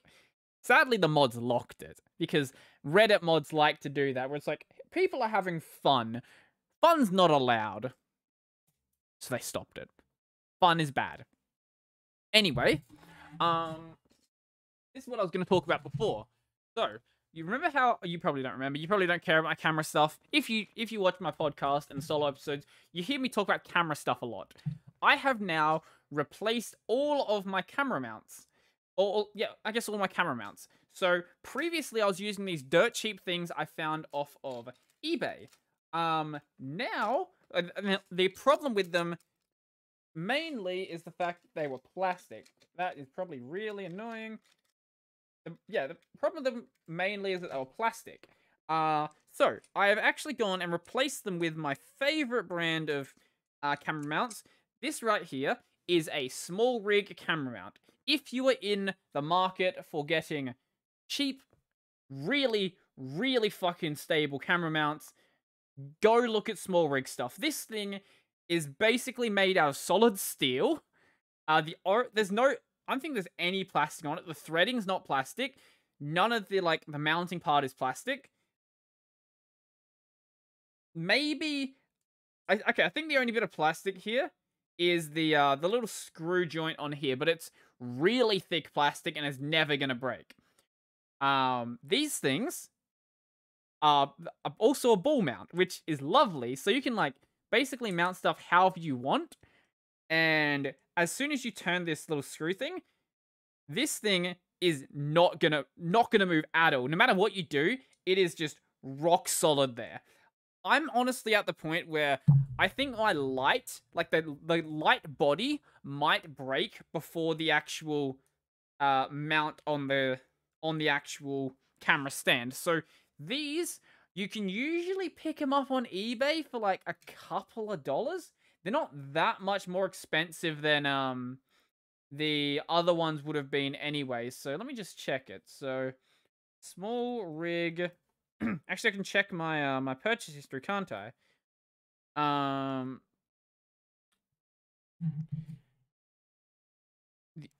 So these were $5.98 each. The plastic ones are like maybe $2 or $3. But double the price, you are getting so much value from this. I would honestly say that all of my initial purchases of the plastic ones were a terrible idea. Just buy, like in bulk, buy a bunch of these because they are so, so good. And stick them on everything you want to attach a camera to. Or in my case, for this one, I was attaching my my phone mount to it for when I do my any of my thumbnails. So I used to use a selfie stick. Having the camera mount though is nice because it allows me to, you know, not have to be holding stuff. And then I can do whatever I want with my hands. So I recommend these. Highly suggested.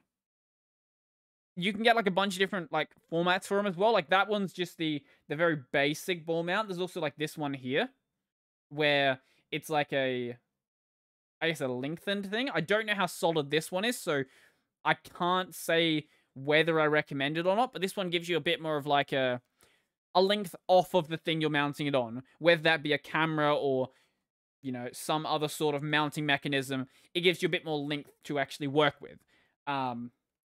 I'll say it's probably good. I can't recommend it because I haven't tried it myself, but all of the SmallRig stuff I've seen seems to be absolutely solid. So yes, buy small rig. Don't buy the plastic stuff. I take back the suggestion I made probably a bunch of times previously. Don't do that anymore. Buy the metal stuff. It'll save you so much time, because I've had so many of those break when I needed to use them. And because my room's very small, I'll occasionally like bump I'll bump the actual stand and it will fall over. And the plastic ones, they have a habit of being shit and cracking. Oh god. And when it cracks, well, that's when it's basically useless at that point, because it's going to be broken. Pretty obvious. There we go. Yeah, God, it wasn't screwing him with the correct direction. Yes. So buy these. I don't know if there's like better ones out there you could probably get, but if you want cheap ones, small rig, perfect. And I've said it before, but when you're just doing stuff in your room like this, you don't need super expensive gear. As long as stuff works, it's good enough.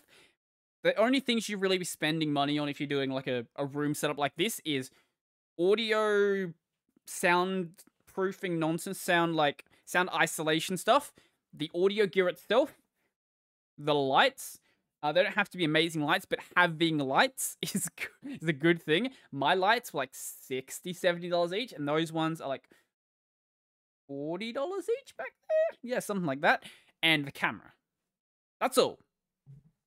Fucking camera stands don't matter. Buy the cheapest thing there. If it stands up and is made of metal, it's probably fine. That's my new suggestion. I haven't actually worked out how much this entire setup actually costs at this point. But I don't think there's much more I would consider changing. Really, I think all of the general stuff is good for now. The mic I'm happy with. The camera I'm happy with. The lens is the only thing I want to touch. Maybe in like 2 or so years, I'll replace the I'll replace the microphone.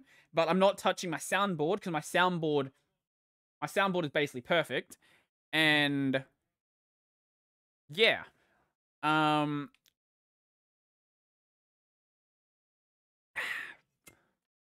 my. I blew some air into my water bottle and then it like spat water at me. Oh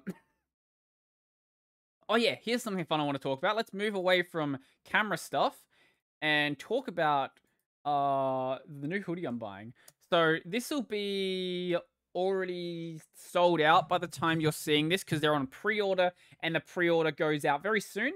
But the Shoujo has been doing a pre-order on some new merch. I don't know if the hats are gonna keep being for sale. Okay, the hats are also a pre-order. Oh wait, no, it's not a pre-order. Okay, no, you can buy this right now. Oh wait, no, this is a pre-order. No, it is. Yeah, it is a pre-order. So I don't know how if they're gonna bring them back or anything. So I guess all of this merch here is going to be pre-order. But I ordered a new hoodie. So I've got, what's the one I've got on order? It is this one right here, the Nyanas pullover hoodie. So you're going to see me wearing this in a couple of videos soon, because it's getting into winter and it's going to be cold. So I'll probably wear a hoodie from time to time. So that means you get to see me wearing the Nyanas hoodie. And I just get to be full on weeb in my content, which I'm more than happy to do. And the other one that I'm buying, or I guess I've already bought it, is the Iron Mouse. The Iron Mouse zip-up hoodie. This one right here. So that one has Iron Mouse on the back. I was thinking of getting the fruit one, but I'm not a big fan of the color. If it was like more vibrant, I probably would have got it. But as it is, I'm not going to. I'm not a big fan of Silver Veil or Zen either, so yeah, I'm not getting those or Hime. I've seen a couple of Hime clips of Hime, but like I'm not a big fan. I like Sydney stuff, but yeah, not a VTuber I'm a super big fan of. I usually like I guess more of the cutesy VTubers who are also absolute mental cases, which sort of fits with Nyanas and Iron Mouse. And if, you know, Snuffy ever releases some merch, then I'll have to buy some Snuffy merch at some point. Some fucking raccoon merch. I've been thinking of redoing the I've already redone this once, redoing the art for the podcast again, especially for the solo one because I feel like having all of this space taken up when I'm like for my regular face cam like this doesn't really make sense. Like it sort of makes sense when I'm doing this part, that's fine. But for this, I think I probably should eliminate a lot of this background, maybe keep some of it, and make the logo considerably smaller as well. I don't know. I'm still thinking about what I'm going to do with that. I've actually considered redoing my stream art as well, just making something myself, making it completely custom so it's just for me. I've got some ideas because I'm following a couple of artists on Twitter. I wonder if I can show any of her stuff. Can I find her? That's Kreneko. She mainly does wait, no, sorry, Kreneko was someone else. That was the other one. There's a couple of artists I follow. Sorry, it was Nikki. Yeah. Here we go. Where's her art? Where's her art? God damn it, she posts so much other stuff as well. Oh my god, why do you post so much? Anyway, she's got a bunch of... Here we go. Here's... Oh, no. There was one more recently than that. Where is it? There was one I really liked. I should have saved it. I cannot find it, apparently. It was like a day ago. Oh, here it is. So, seeing stuff like this... actually, no, sorry. Yeah, okay. Here you go. It was by this artist. Seeing stuff like this sort of gives me some ideas about what I want to do. I'm not entirely sure what I'm going to do, but I want something custom. And you know what? Making it myself, probably just going to be the best way. Yes, I could go and pay someone for it, but I think if I can just do some... I don't know, it'll be a fun project, that's for sure. And it wouldn't really take too much. Plus, the advantage of doing something completely custom means that I can mess around with it as I want. Whereas with the one I currently have, there's not a ton I can really do to it. It's sort of like it's as it is, and that's really all I get. Yeah, but I don't know. I'll try it out. I've definitely got, as I said, I've got some ideas, and seeing stuff like this certainly does help out as well. What else we got? Oh yeah, I'm just gonna flex a bit. So I got retweeted by the one and only Mr. Lewis Spears. Actually, this also leads us into something else as well. So I got retweeted by Lewis Spears. The reason why I got retweeted by Lewis Spears, as we can see right here. That's why this has 182 likes. So does anybody remember the story about the smart chastity cage that existed? The one for, what was the company called?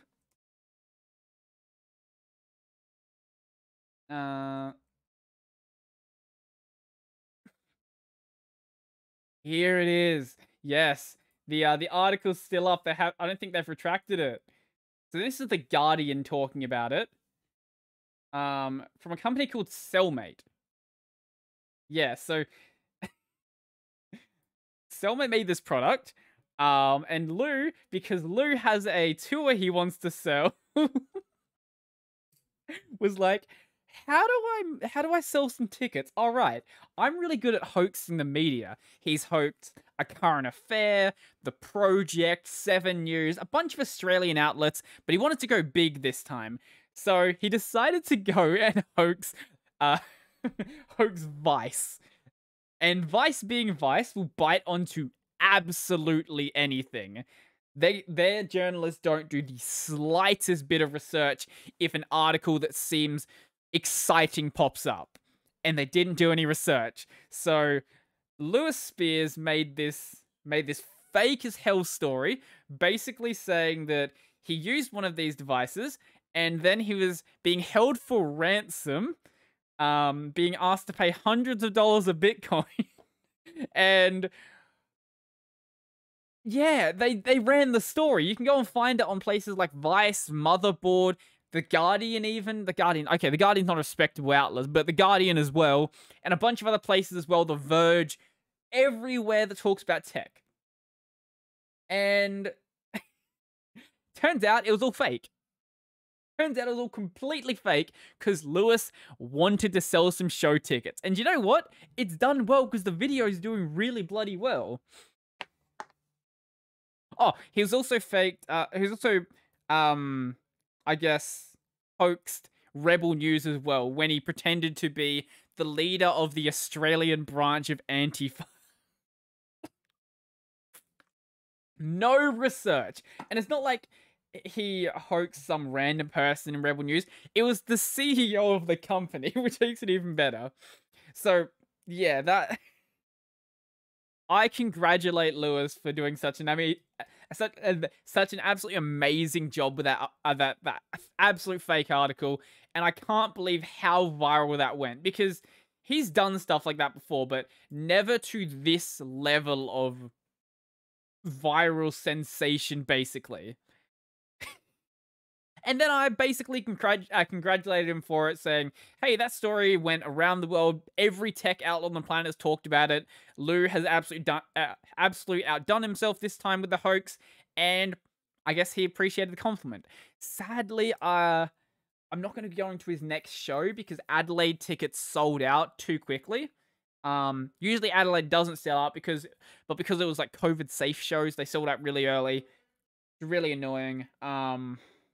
Yeah, but it's fine. I'll go next year. I'll probably go to Frenchie's show next time he shows up. And I should have went to Alex Williamson as well, but because he's actually Adelaide based. But I didn't even realize he was doing a show when he last did one. And when like I also missed out on Neil Kolhatkar's show the last time he was in Adelaide. Also, I need to go see Isaac Butterfield when he comes back around as well.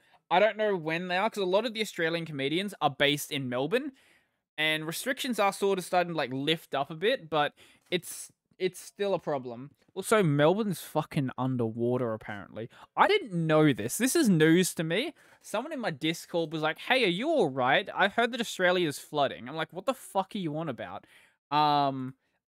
Apparently Australia's flooding. This was news to me.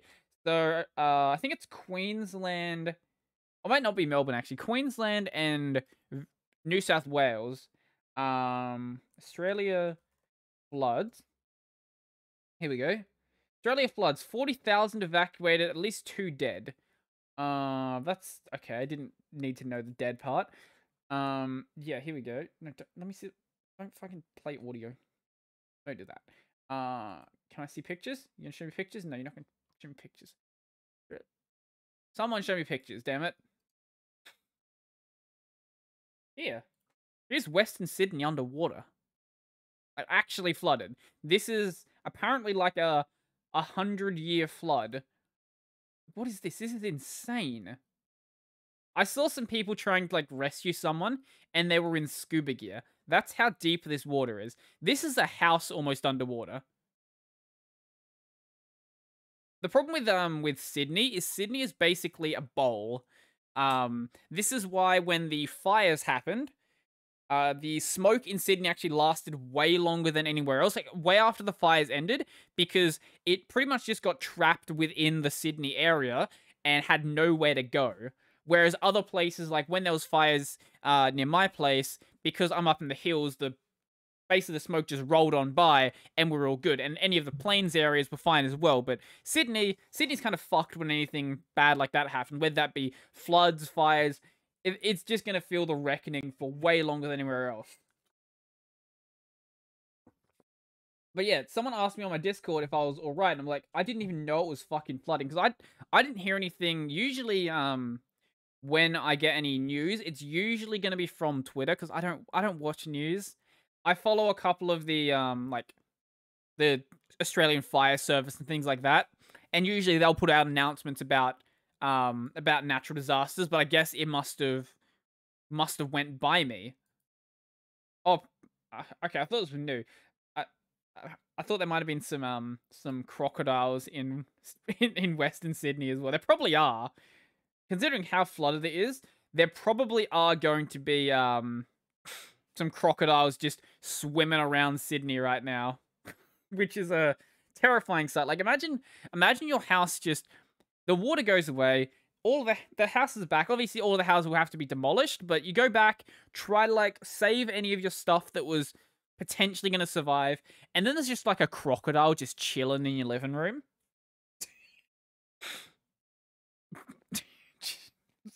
I don't know what I would do, to be honest.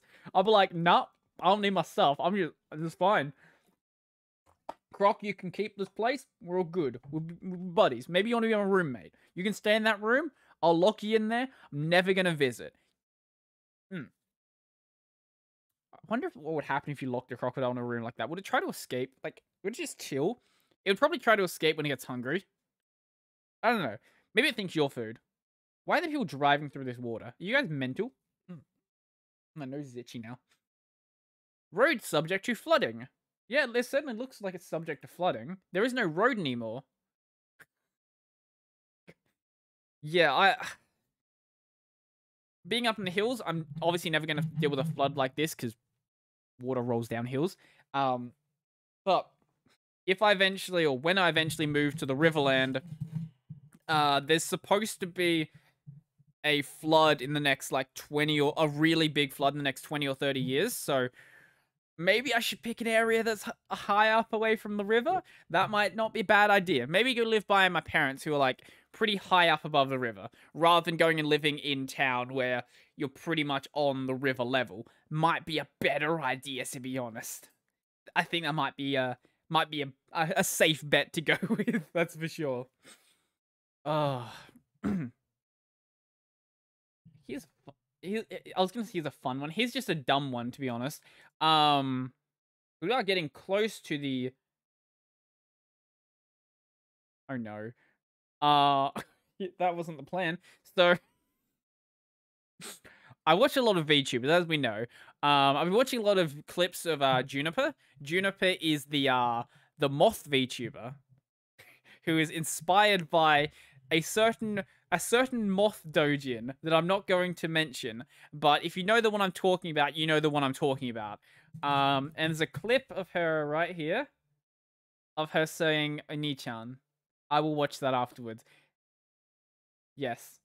Oh, also Liam has a new video. Awesome. Go watch Liam Dowling if you're not watching Liam Dowling. He did a video with the other day where he was basically reviewing all of the cruiser flavors because he just wanted to get smashed because that's what he does. I recommend it.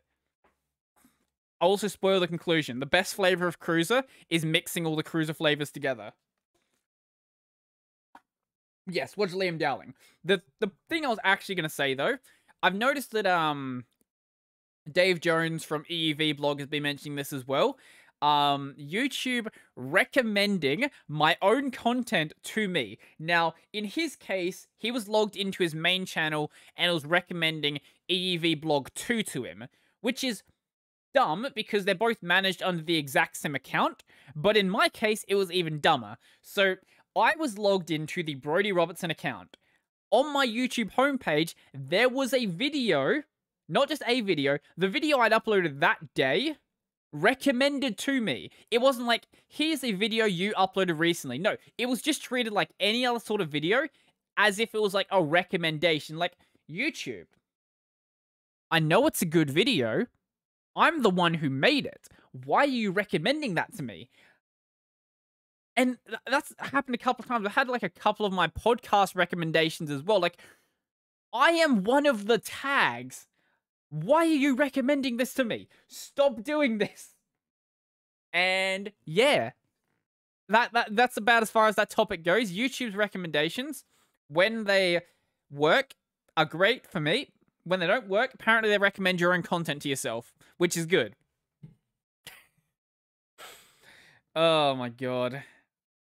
I have to queue up some topics for the live stream tomorrow because I'm doing a Crystar live stream tomorrow, which will be fun because I don't know how well Crystar will play with Pipewire.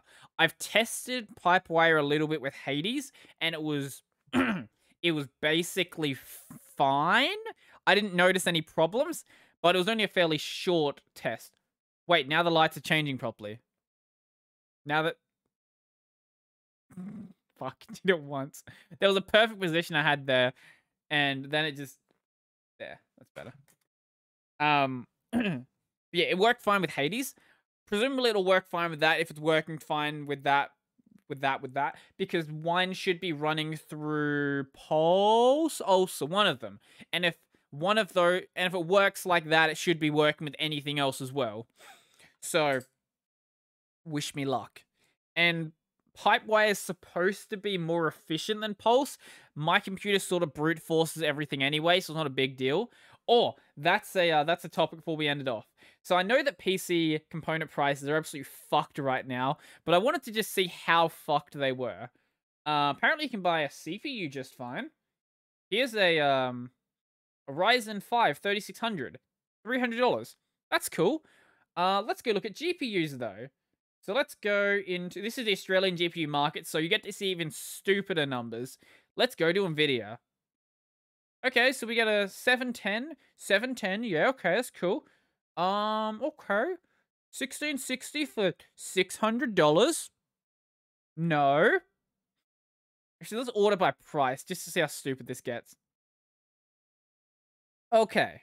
Let's go at the $600 mark. Okay, $780 for a 3060. Oh my god. At least you can buy a 3060. That's an improvement over what I saw earlier. $1,000. Do you want to pay $1,000 for a 3060? $1,000 for a 3060, not a 3060 Ti. That's still not worth $1,000, but a 3060. Okay. Let's get even stupider. What is 1350? You want to pay $1,359 for a 3060?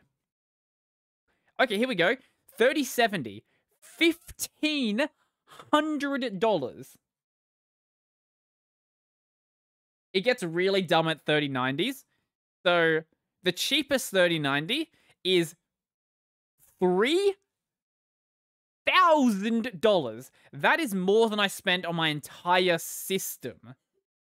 And the top end one, the water force card, that's I guess it means it's also water cooled. Is that like integrated water cooling? That's kind of cool. $3,800. And the AMD side is not better at all. Let's go to AMD side. Go price low to high. You can at least buy some relatively okay cards. You want to buy the highest end card you can buy right now is a 580. $600, which is reasonable, I guess. I don't know much about the AMD side. I've been paying too much attention to the Nvidia side, but $1,400 for a 6700 XT. The highest end one is only $2,600 this time. Wow, what an improvement. It's not $3,700, only $2,600. And it's in stock.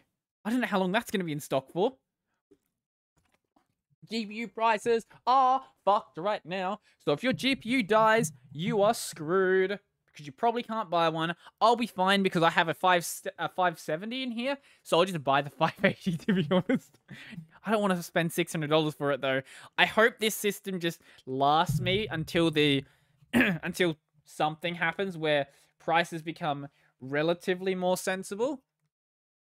There we go. Now it's back to yellow. Yeah, where they become relatively more sensible, but I did only buy the system last year though, so I have no plans of upgrading it. And it's not like I'm trying to play the most modern games available, so I'm fine. And all the like regular the stuff I do on my system, I don't need more. I just want more.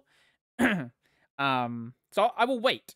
I will wait until GPU prices come down to something at least resembling cents. They don't have to be MSRP. That's fine. But at least resembling a price that seems like there was some thought put into it rather than just trying to jack up the price as much as possible because you know people are going to buy them right now. Whether those be miners or gamers just trying to buy some sort of graphics card. And you can't even buy consoles at this point. Like, I wouldn't even care if the PC market was just trash, if you could at least buy the next-gen consoles and play games like that. But you can't, because the next-gen consoles are sold out as well.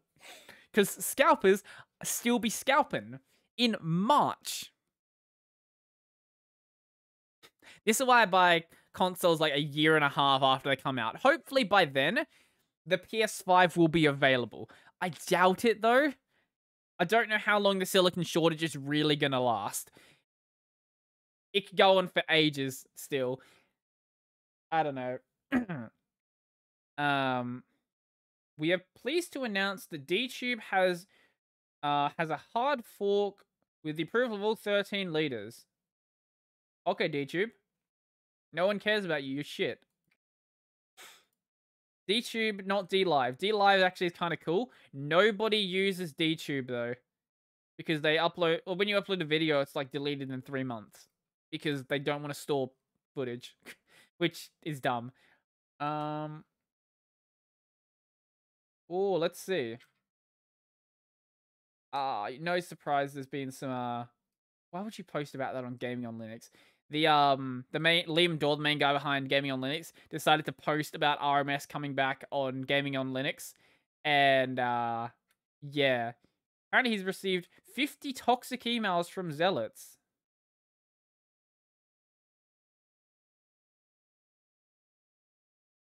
It's what I expect of Hacker News. What Hacker News are you talking about? Hacker News is a pretty lefty place. Yeah, don't attack people, please. Like, if you disagree with someone, please don't attack people. That's a bad thing. Whether it's about RMS or anything else, just don't. Yeah, I think we're going to start wrapping. What is this? Wait. Try and buy a soda with Bitcoin. Bitcoin median fee $8.92. Bitcoin Cash 0.001. Over half of all cash payments worldwide under $10. Elon Musk. Oh yeah, that was another thing. I guess I'll mention that. You can now buy a Tesla with Bitcoin. Yeah, we'll talk about that actually.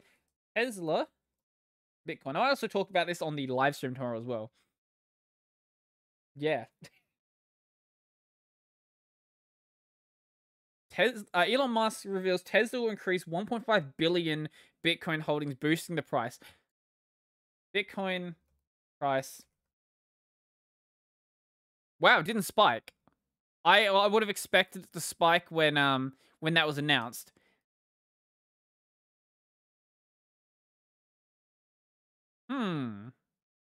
At today's price, that'll be 2 Bitcoin for a Tesla Model S. I think it's cool. Elon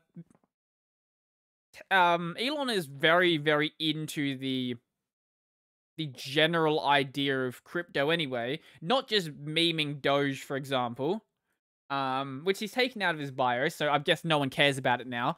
But it is cool that places like this are starting to accept crypto. I don't think crypto will ever be like a widely accepted currency. I'm not of that mindset. I'm of the mindset that crypto will always be an asset that people invest in, but regardless, I put money into it.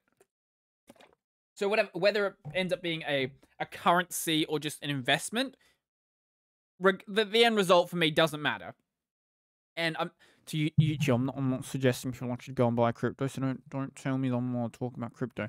YouTube's very iffy about you making investment advice. I'm not making any advice. I'm just explaining what I have done. Yes. Anyway, we will end off the podcast here. Let's talk about a channel I want to shout out. Let's see what we have on my YouTube homepage.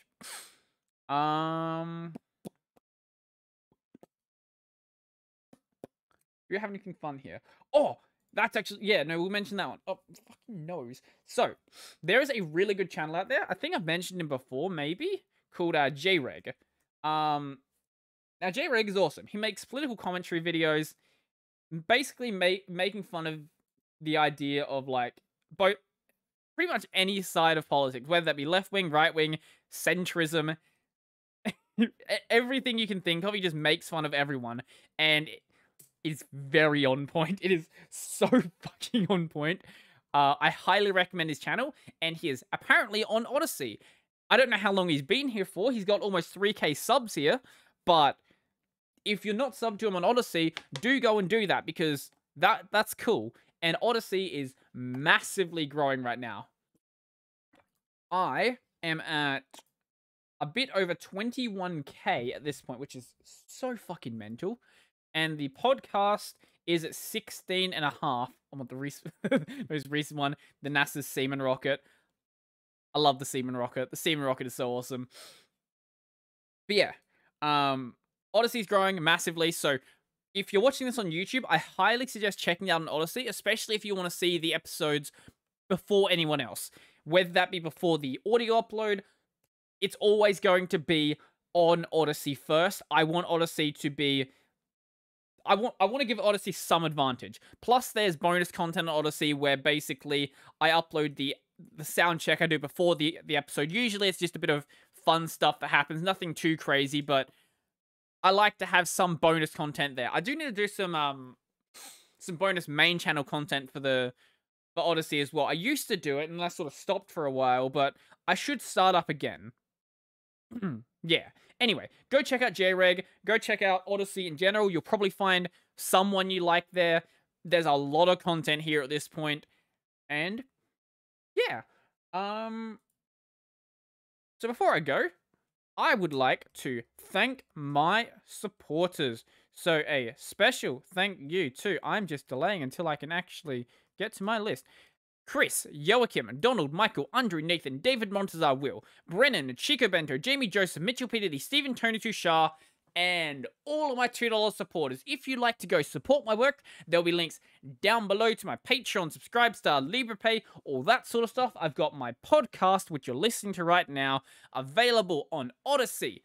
On that channel I just showed you, Tech Over Tea.